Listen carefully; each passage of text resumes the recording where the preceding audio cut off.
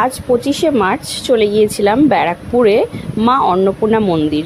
অন্নপূর্ণা মন্দির কিন্তু তোমরা সকলেই জানো।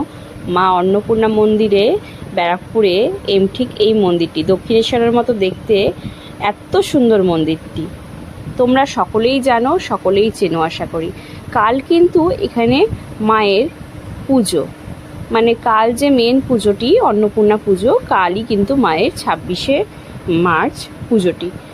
মন্দিরটি এত সুন্দর করে সাজানো হয়েছে, দূর থেকে রাস্তা থেকে দেখতে দেখতে আসছিলাম যে এত ভালো লাগছে কি বলবো, অপূর্বভাবে সাজানো রয়েছে। তো আমরা ভেতরে ঢুকে গিয়েছিলাম আজকে। তো মন্দিরটা তোমাদের দেখাই, চাঁদের আলোর সাথে মায়ের মন্দিরটা কি অপূর্ব লাগছে। আর কালকে যা যা হবে সমস্ত কিছুর ছবি আর কিছু ফোন নাম্বার তোমাদের দিয়ে দিলাম, যদি কাজে আসে।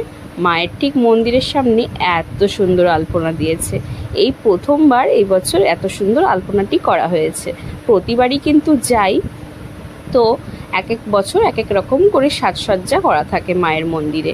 এবছরের সাজসজ্জাটা ঠিক এই রকম ছিল, খুবই সুন্দর, খুবই অপূর্ব লাগছিল। চারিদিকের পরিবেশটা সুন্দর মেনটেন করেছে, সুন্দরভাবে লাইট দিয়ে পুরো মন্দিরটি সাজানো। আশপাশটা যে শিব ঠাকুরের মন্দিরগুলি আছে, বাবা ভোলেনাথের মন্দির, সেগুলোও খুব সুন্দর করে সাজানো।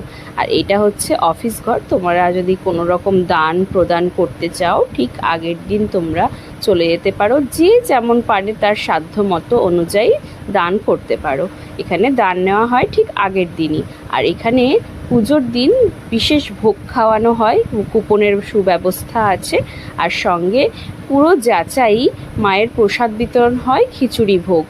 মাকে তোমরা চাইলে সেদিন সকাল থেকে রাত অবধি তোমরা পুজো দিতে পারো। আর এখানে কিন্তু বিশেষ করে মায়ের অন্নকূট দেওয়া হয় খুব সুন্দর করে।